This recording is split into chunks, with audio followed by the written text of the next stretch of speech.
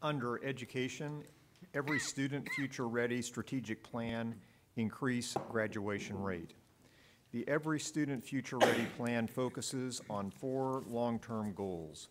Goal number 1 is designed to increase the graduation rate from 74% to 80% by 2023.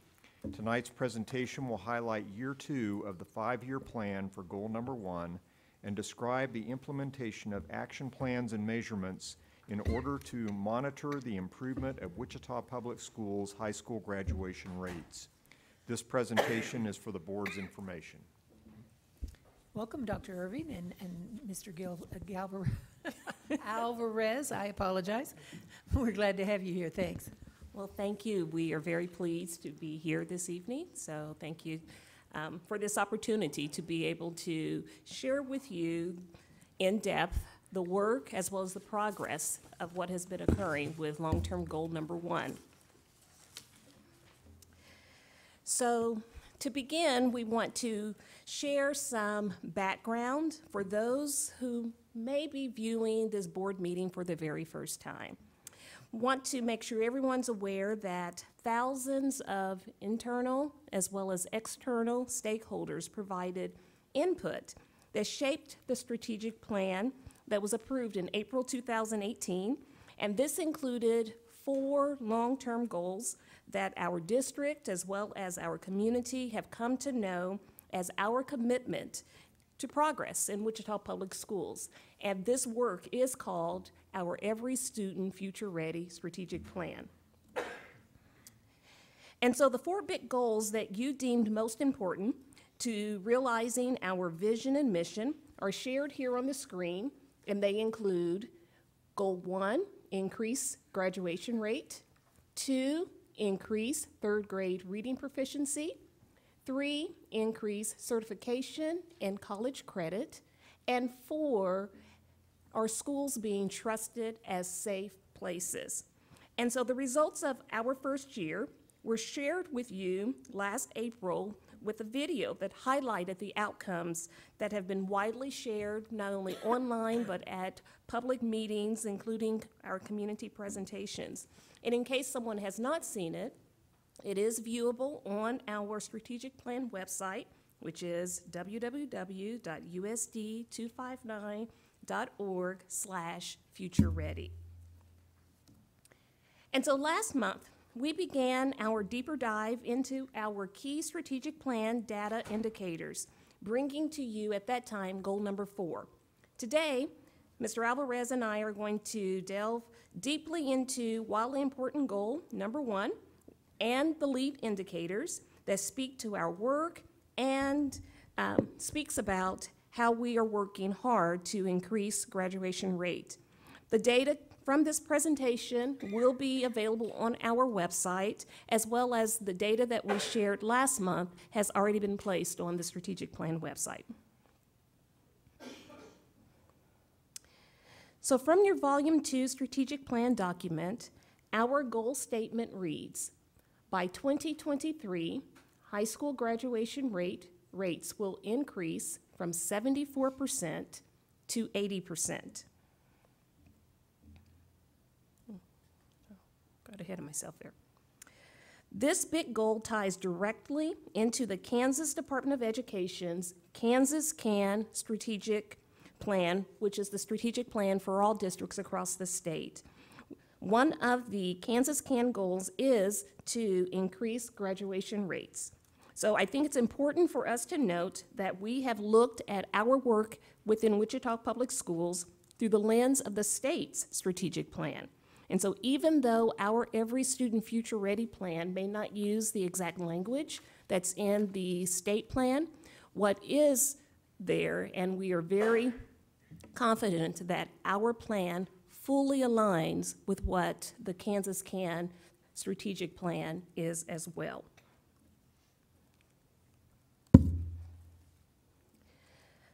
This success measure has one key data indicator source, the official high school graduation data as it is provided by KSDE.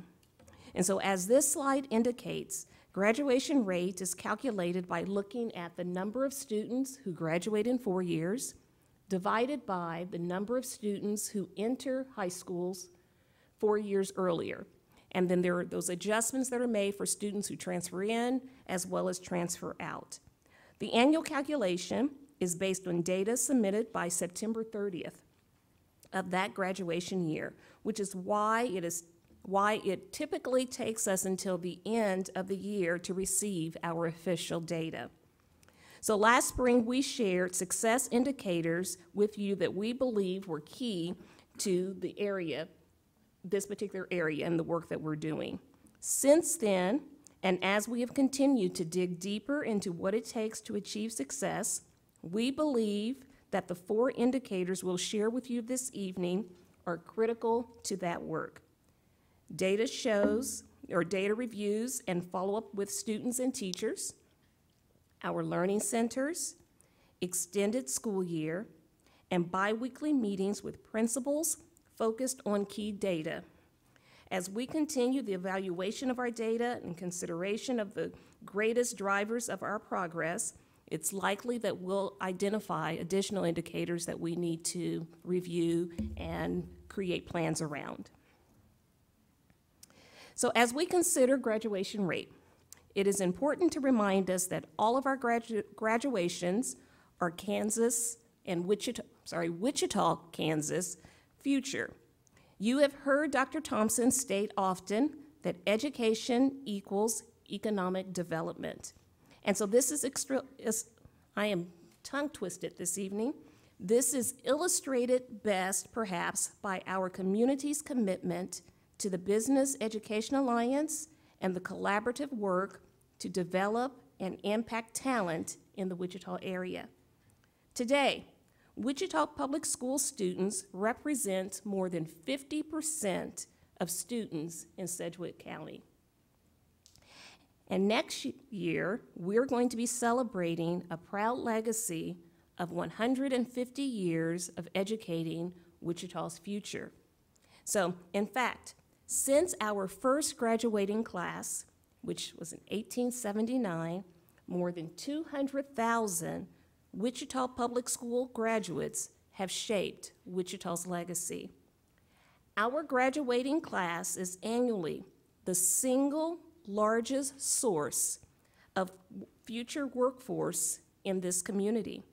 So the importance of your first goal is not just imperative to our work in the district, it is critical for this entire community.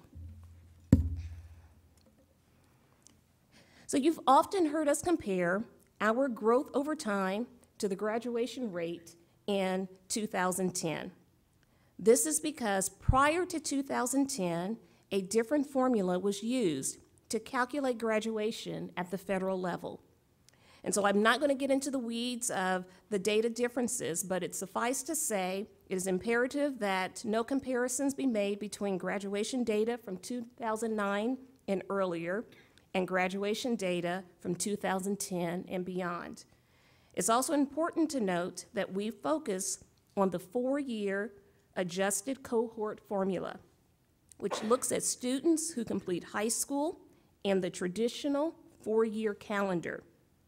KSDE does calculate and make available an adjusted 5-year graduation rate, which recognizes students who persevered and continued to work hard to graduate 1 year beyond their anticipated graduation year. And so here, you will see graduation data over this period of time, beginning in 2010.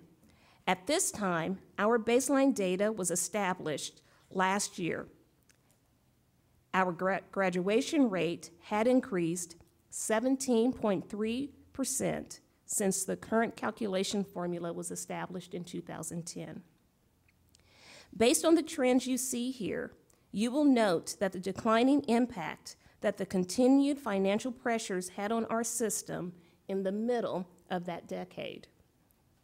Is it that decade? We're in a new decade now. Okay, okay.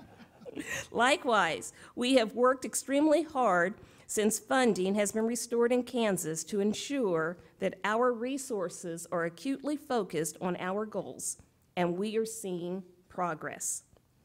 We are pleased to let you know that thanks to the dedication of an entire system and the investment made in public education by the legislators and the citizens of Kansas, that we are headed upward. And we are proud to be able to celebrate a graduation rate in 2019 of 75.3%. That is 1.3 percentage points of an increase from last year and represents a growth of more than 19% since 2010. We know from the data that we continue to analyze that our female graduates are at a significant higher rate than our males, but that since 2017, the growth of our graduation rate for males has outpaced that of our females.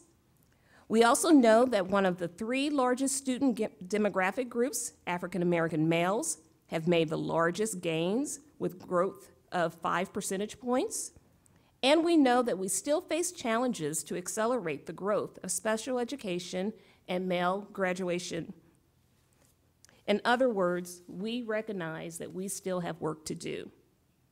With that said, without question, we should reflect on the progress with pride and affirmation that we have stopped the bleeding, stopped the decline that we saw in the middle of the last decade, and we are on an upward trajectory.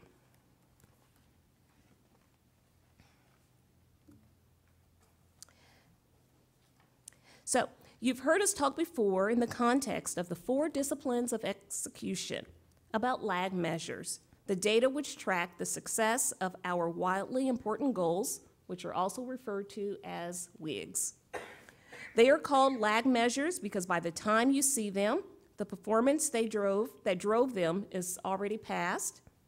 Graduation rate is a lag data measure. Lead measures, on the other hand, are both predictive, meaning they lead to the accomplishments of the wildly important goal, and they are influenceable, meaning we can do something about them. In the context of our strategic plan, the lead measures that all of us throughout the system have defined for our work prompt us to narrow our focus to the handful of actionable, influenceable items that will lead to the success of our long-term goals. And so we're going to share with you 4 significant lead measures tonight. We know that the key to success is focus, and we will continue to monitor our progress. And when we come back in April to talk about Volume 3, again, it may be likely that there are additional indicators or lead measures that we'll share with you at that time. Mr. Alvarez is going to start talking about some of those lead measures for now. Thank you, Tiffinie. Our 4 lead measures are grounded in a study from the University of Chicago that identifies 6 ways to increase graduation rate, which is up on the screen. When we started having our conversation around what specifically can we do once we had the strategic plan focused on increasing graduation rate, we looked at this particular idea or concept and talked through and guided us within what we specifically our lead measures are tied into. So we talked about the first one being the use of proven early warning systems. And you heard Aiden Tucker, one of our Super SAC students, seniors, that spoke to us saying, well, you got to catch them before their senior year. A lot of our past practice was save a senior, and it was around making sure that they can get through or what do they need, but it was too late at that particular point. So what systems can then we put into place to catch students early to support them to be successful and get to their graduation? The second one is focus on attendance. As you can see, there's a lot of emphasis on chronic absenteeism, making sure that students are there, because we definitely know that by 6th grade, if students are chronically absent, that there's a higher chance of them not graduating. In 9th grade, if they have high chronic absenteeism, there's an opportunity for them to drop out. So we want to definitely focus on attendance. Embracing the idea of embracing collective responsibility for success, this idea around collective efficacy. Can we as a community, can we as a school truly believe that all students can learn, and can we help support all students, whether they're ELL, whether they're special ed, whether they're at risk, because we have opportunities for enrichment, but we know that there's students that need some more support. So what are we going to do as a collective group and a collective family or a collective school to make sure that that's happening? We want to promote or have a target of Bs or better. So how do we make sure that students, when we're looking at grades specifically, and to get to that point of Bs or better? Foster supportive relationships. Everything seems to center around relationships. How do you build relationship? How do you increase relational capacity is what we talked about. And then assessing and refining discipline practices, which really tied into our trauma-informed work. That's where it started and has evolved now into our restorative practice as we assess and refine some of those disciplinary practices. So our first lead measure is around data reviews, student and staff follow-up. So our work started with the concept of early warning indicators. This was the focus shifted from just our seniors to our lower grades of 9 through 10 to really say, what is it that they need? So if we're looking at multi-risk factors, what conversations can we have not only with students, but with their families as well to make sure that we're providing the support so we can provide them hope and not wait till their senior year. We know that the majority of students are successful and that the struggle of those who are trying to succeed looks different for every student. So we're looking at data for multi-risk factors. We're not waiting until a student is a second semester senior to determine that they don't have the credits that they need to actually graduate. We're spending significant time looking at our 9th and 10th grades, putting systems in place to monitor progress and catch kids early so we can engage them in the many supports available to help them achieve success. This also had a mind shift change too in our schools to say, what continuum of services can we provide within our schools to help students?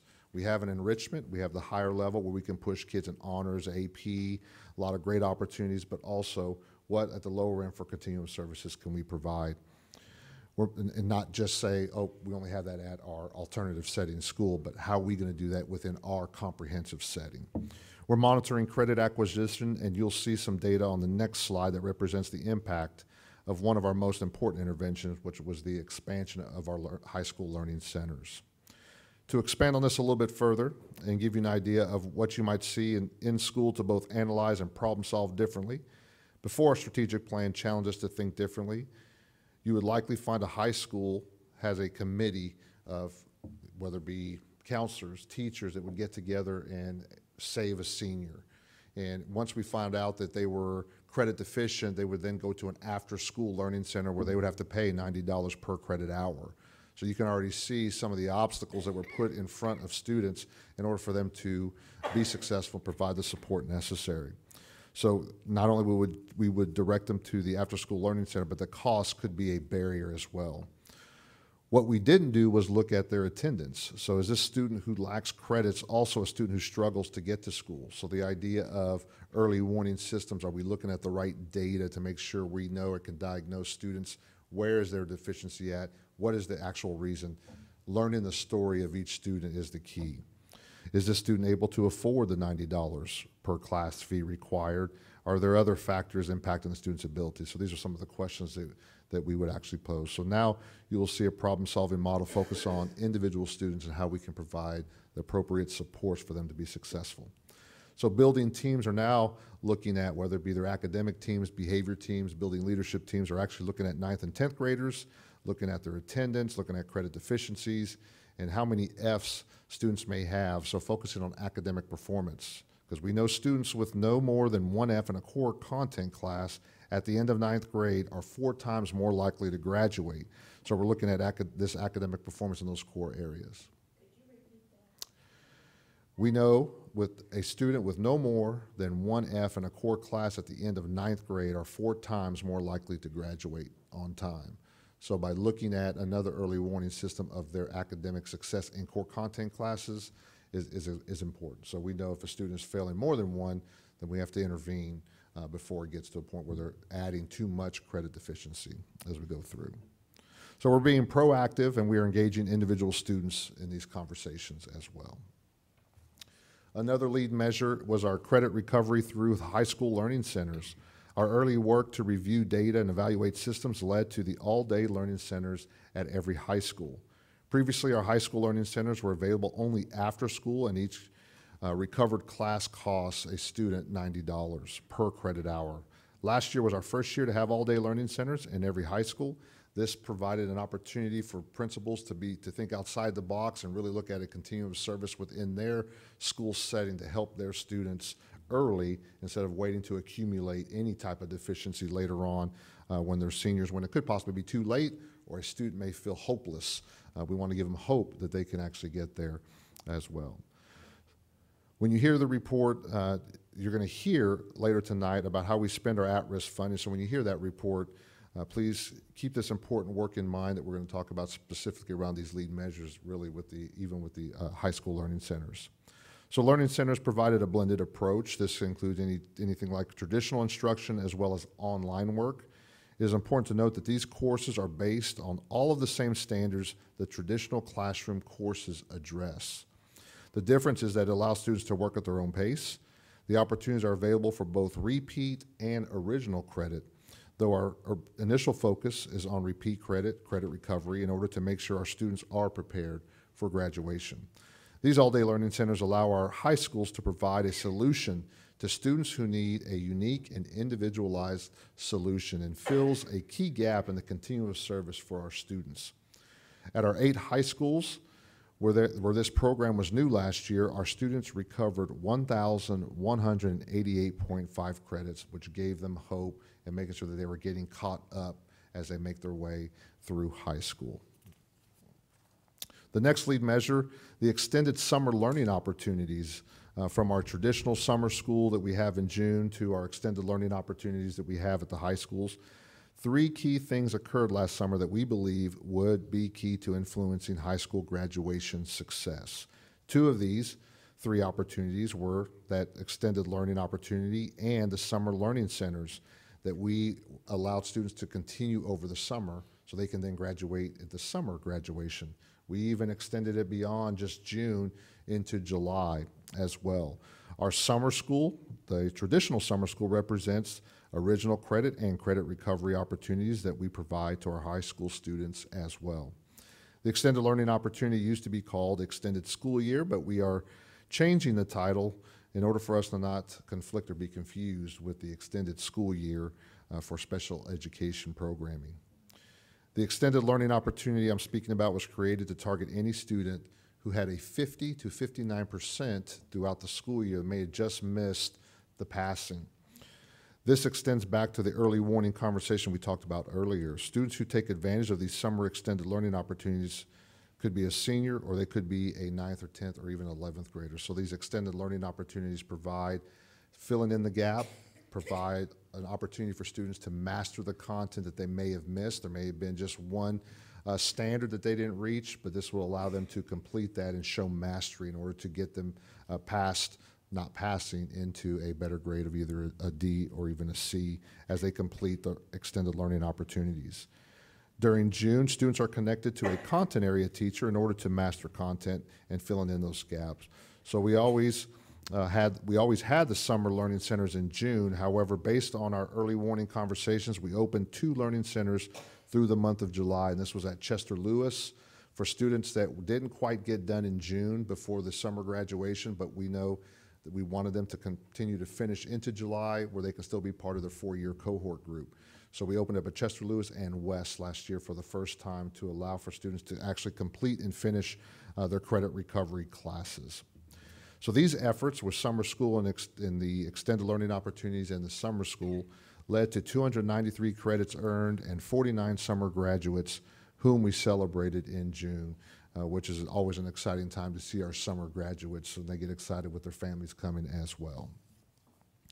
Our last lead measure is tied into our biweekly principal meetings. We repurposed how we were going to visit our schools. We wanted to make sure it was going to be for us in the secondary office and elementary office that we were going to make sure that we were going to have conversations with our principals around some of this early warning and ask them, what type of early warning systems have you created within your system or your school? So our biweekly meetings, this is our lead measure within our secondary office to make sure we are holding ourselves accountable, not only myself, but our executive directors in the secondary schools, as well as Michelle in elementary and her executive directors, to make sure that they are meeting with principals biweekly to make sure that we are consistently talking about the data points around chronic absenteeism, academic performance, which is the number of Fs in core content classes that I talked about earlier. We're also talking about behavior data, the in-school suspension, the number of days a student may be in in-school suspension. We're also talking about out-of-school suspension. How many days are students out of school suspended? Because we want to make sure that we are providing students an opportunity to be in class, not necessarily always out of class. So if there's students that reach a benchmark too long, then we're going to ask what is actually happening. Let's find the story for the student so we can hopefully intervene early, hence the early warning system, so we can stop that as well. So we have a actual scorecard that we talk to principals about when we do our biweekly meetings, and we look at other data points as well. And then they go into, with their building leadership teams, to look specifically around the actual students and kind of peel back the layer on what is their story, how can we help, what supports can we put into place for them to be successful.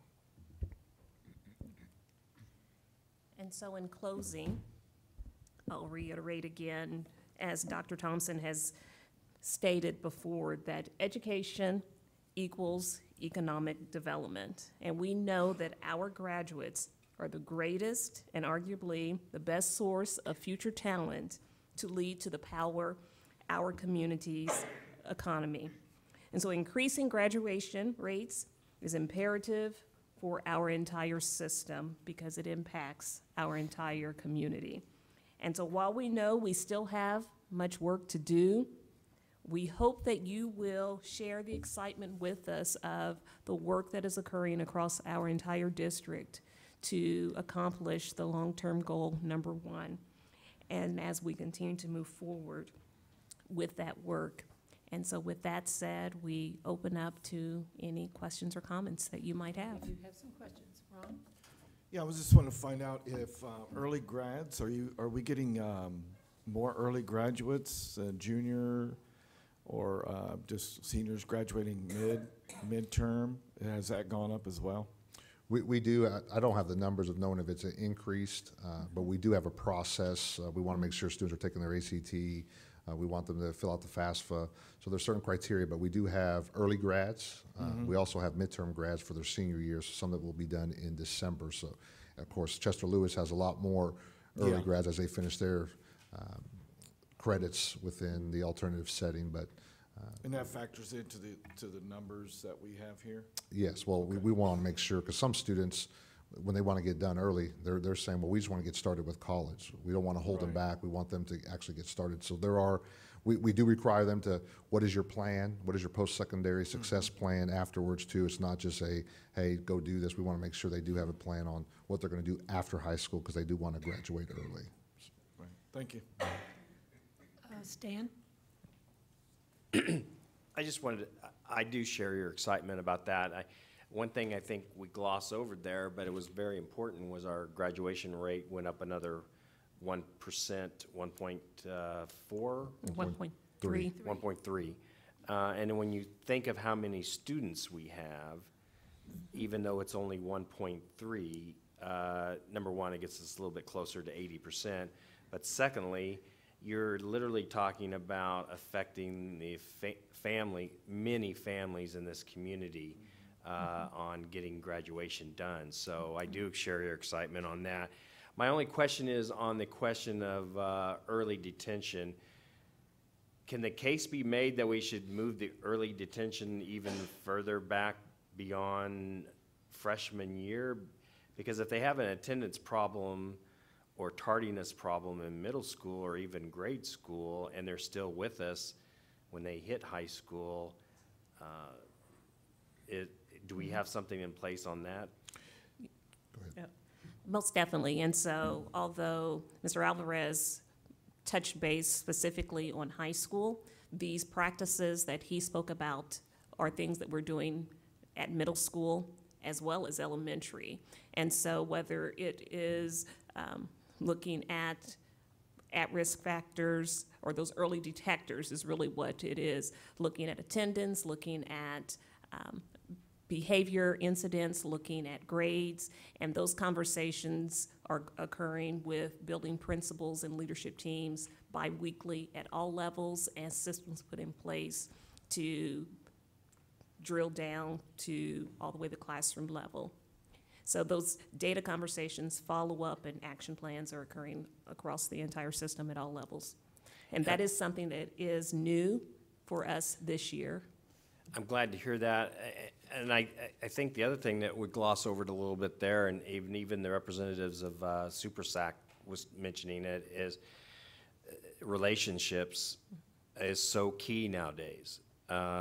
This generation does not, they are not going to respond to teachers. They are going to respond to educators.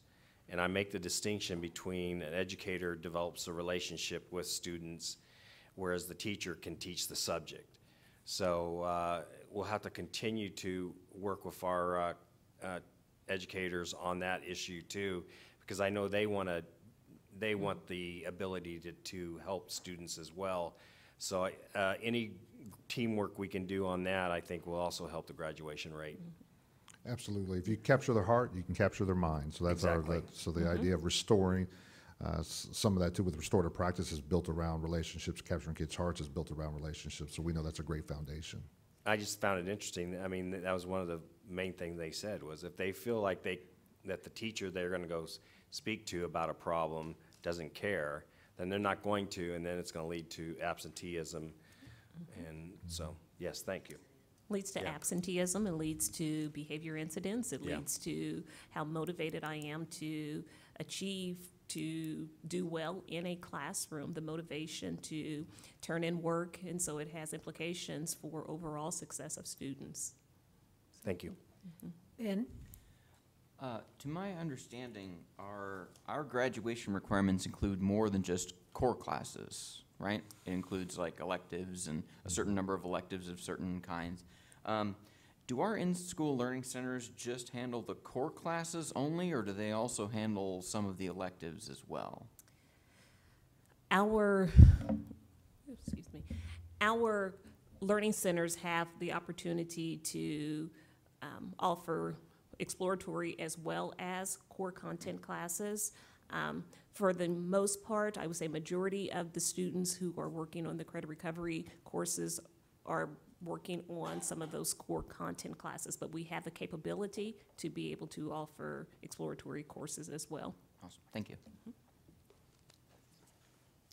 I'm seeing no other questions. Thank you very much. It is exciting that we're bringing our goals in every month, and we need to celebrate that 1.3% growth because that's right on target to get us to 80% in 5 years. So thank you for all your hard work.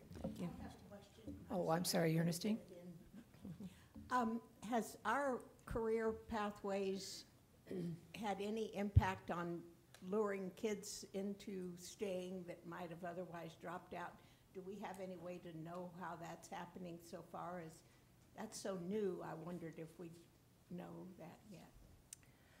I'm not quite for sure if I understand the question, but I will state that we, through Wichita Public Schools, have the opportunity to offer an abundance of choices of Right. pathways.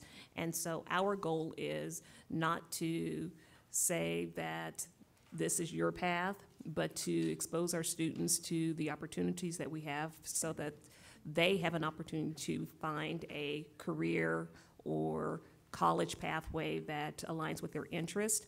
Our individual plans of study are one way that we are trying to help students explore those opportunities, and Mr. Alvarez can talk more about what the individual plan of studies actually consist of, but it is an opportunity for students to do things such as hobby and self-interest type of things to be able to then use that information to select courses as well as to be able to select career pathways or research colleges, and what other type of things do they do with Personality, styles, learning about how they learn best. I'm just going to add to that, though, because I do believe our pathways, CTE pathways, as well as elective classes, truly engage our students, especially with their interests. So when we talk about being connected to school, A lot of our students really hone in on electives or CTE pathways, so they will stay. So I truly believe that goes back to foundation of relationships.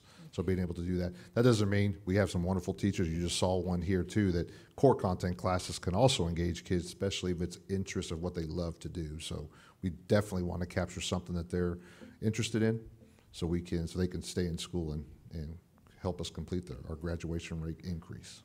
And One I also guardian. want to say that when we come back with our goal number 3, that may also give us an opportunity to talk to you more and explore more as we build that presentation around our career and technical ed, because that is an extension of that particular goal, which is the certifications and things of that nature. So maybe we will be able to maybe kind of probe more into that particular goal and answer some of those questions. Well, a man that was, he was a guardian of his little brother, and his little brother was ready to drop out until he found out that at West High that there was aviation something. I don't remember exactly what direction, but even the very fact that it was a category of aviation, the kid got excited and didn't fight his brother about staying in school.